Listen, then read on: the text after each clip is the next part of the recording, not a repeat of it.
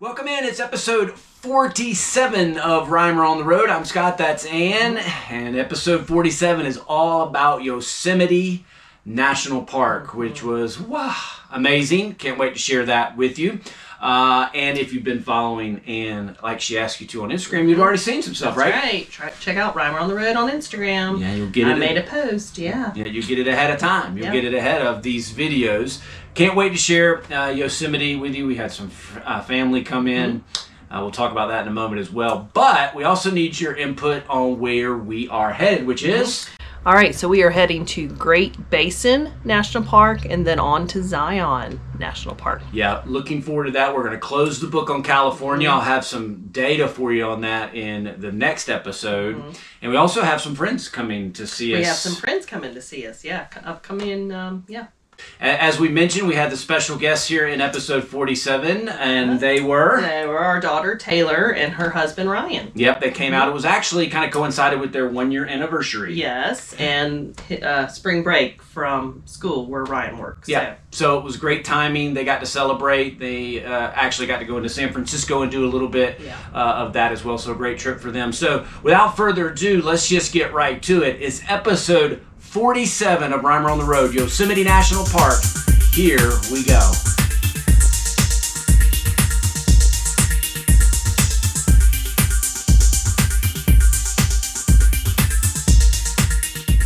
All right, all national parks are unique, and this isn't to pit one against another, but there's something I think, and having experienced it firsthand about Yosemite, that is a little bit unique, because no matter which way you come into the valley, whether it's tunnel view or some of the other roads in, you're kind of meandering your way through the mountains that look like mountains you see in multiple places around this country. But once you first set eyes on the valley, you are awestruck by what it is. Yeah, it's just, the scenery there is just unbelievable. Almost doesn't look real. Almost looks like a painting that's in the background. And of course we hit it at different times of the day, which was nice because you got to see the way the sun hit. But yeah, I mean, you're in this valley, you got these granite domes all around you, various waterfalls coming down.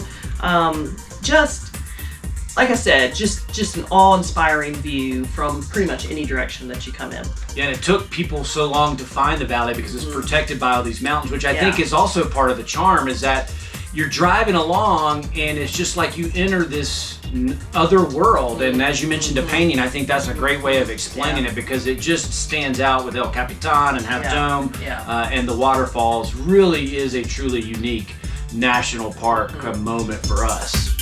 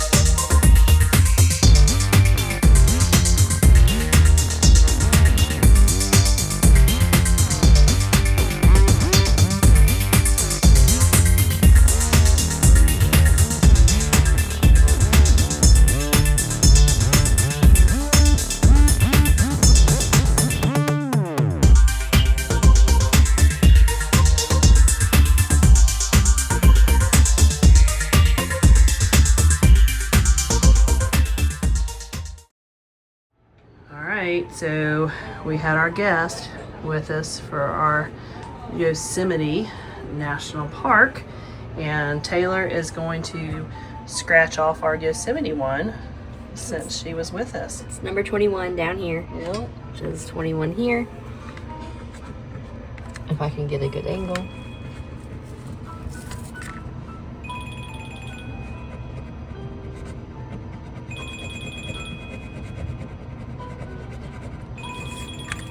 Kind of bad, but very good. There, very good. All right, so to continue, we also got our Yosemite sticker. Yep. So Ryan is going to place that on. Put it right there. Get a Leo hair out of the way. Oh yeah. Right there. Perfect. So it's just adding on to our little list. That one and that one.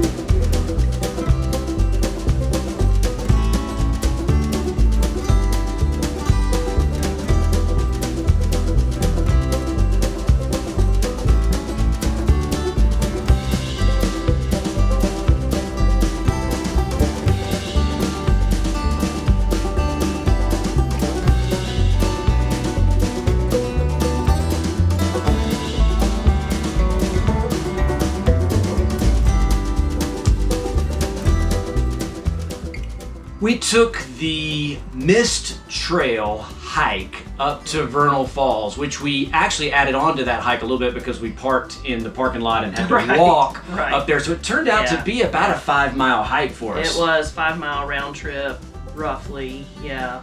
And we actually it was from the parking lot at Curry Village that we walked to the John Muir Trail, which took us to the Mist Trail. So that was the route that we took.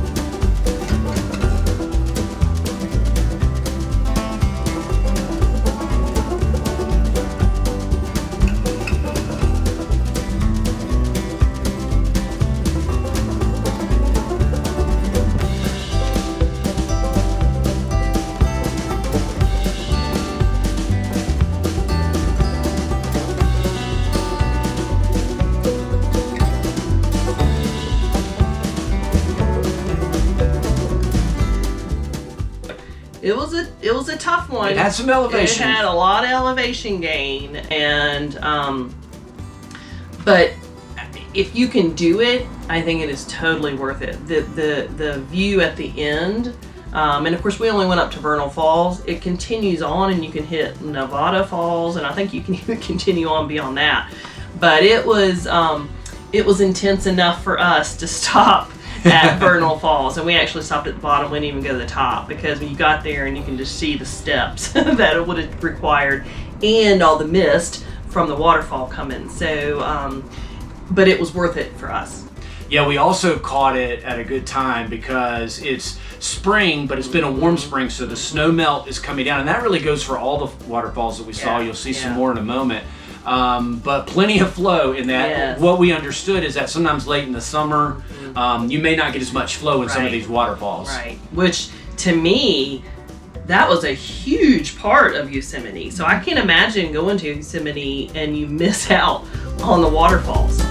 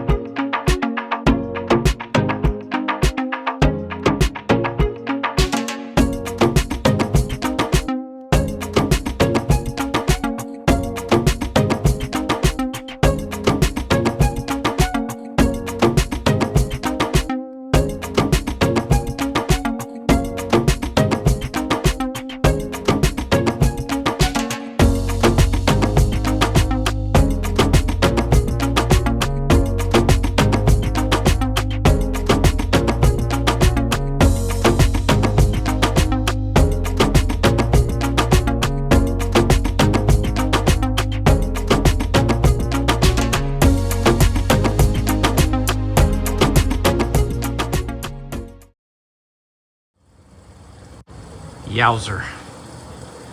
Just outside of Yosemite National Park. Whew. That diesel. Ouch.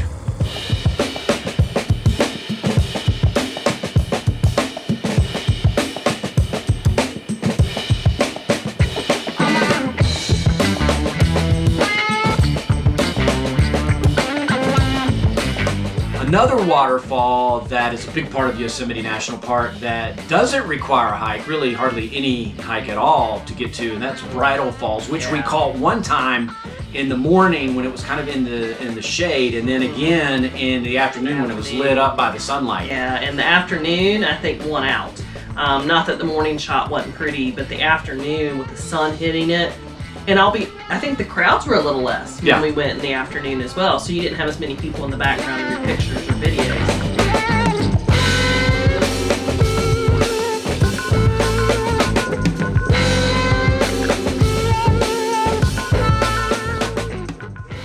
Yosemite and waterfalls just kind of coexist. They're all over the place, and I guess the grand waterfall of Yosemite is the Yosemite Falls, which has an upper and a lower falls, which you can see both from the loop road, but with a short hike, you can get to the lower falls very easily. A little bit more work to get up to the upper falls. Yeah, we didn't do the upper falls. We got to see the upper falls from the lower falls. But it's a paved, handicap accessible and dog friendly. To get to the lower Yosemite Falls. And so there again, there were a lot of people. But wow, what a spectacular to get that up close to it. Yeah, and just like Vernal Falls, there was plenty of water flow here. A lot of people time it, depending on what time of year it is, to try to catch sunset on the Yosemite Falls. So they call it the Fire Falls. I think it was only in February this year. So, but it is a big draw. Yeah, and I could see why. I could see when that lit up by the sun, it would be absolutely spectacular. And it, just like Vernal Falls, creates a lot of wind and mist, so you might want to bring your jackets with you because it can cool off quick once you get near the falls.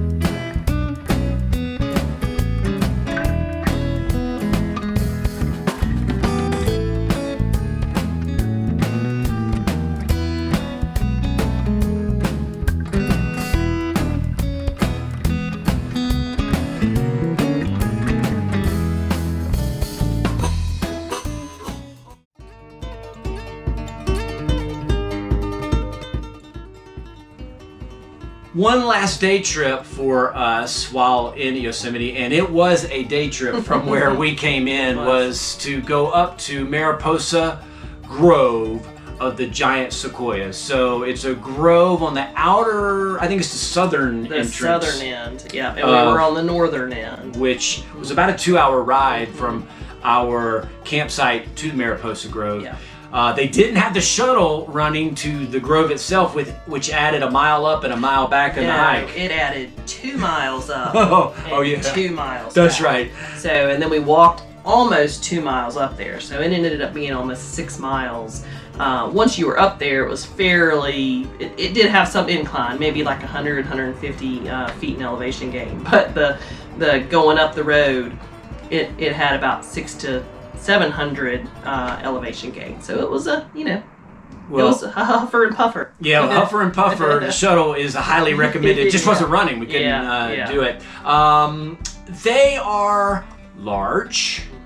And there's a decent amount of them in this grove, but we've been really, really spoiled by redwoods because redwoods had so many and they were so big that sometimes these groves pale a little bit in comparison. Yeah, they do. For us. Yes. But it was the first time for Taylor and Ryan seeing any of the big trees. So it was worth it for us, and they wanted to do it for them to experience these giant sequoias and just how large they really are, because you have to see them in person to really just to get the feel of them. Yeah, really appreciate them.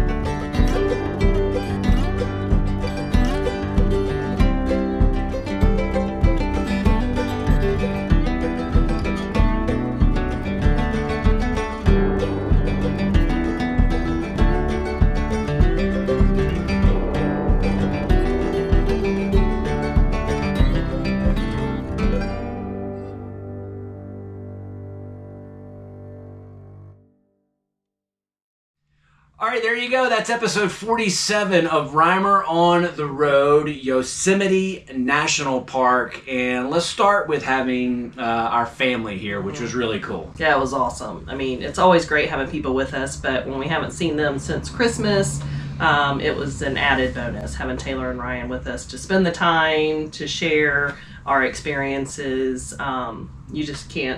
You can't replace that. No, you can't put a price on that. And it actually coincided with their 1-year anniversary and spring break for Ryan because he works in the school system. Yeah. So it was a nice little treat for them. They actually got to go into San Francisco as well. Neither of them have been to San Francisco. So it was a great experience for all of us to experience Yosemite together. Yeah. And again, for them to have a nice little vacation on their spring break.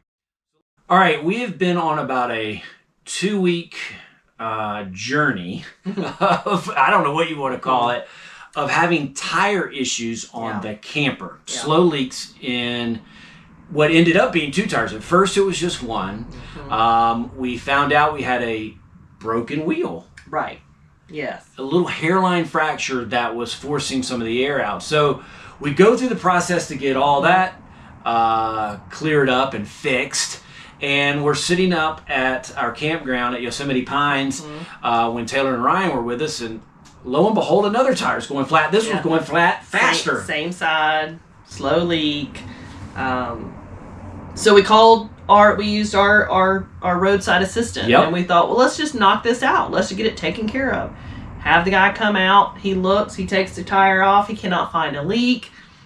Thinks it may be our TPMS, and so we put it back on. And what does it do?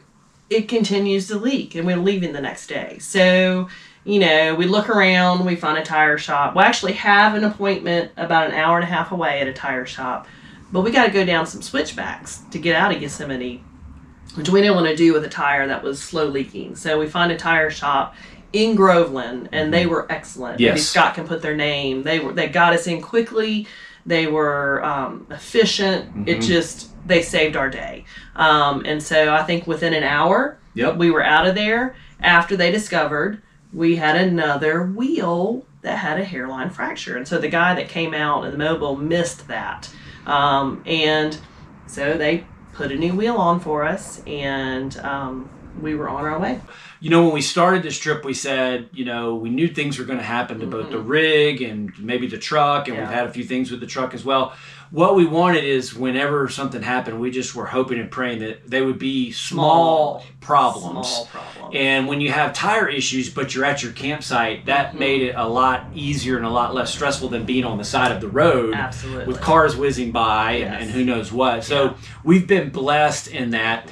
The good news is, from an OCD standpoint, both of the ones that had to be replaced were on the same side. So on one side of alley, we've got wheels that look one way, and on the other side of alley, we got wheels that look slightly different. But unless you can see both at the same time, you don't know that you don't know the difference. Just us. That would have been my now estimate. y'all. That's right. Yeah, full disclosure.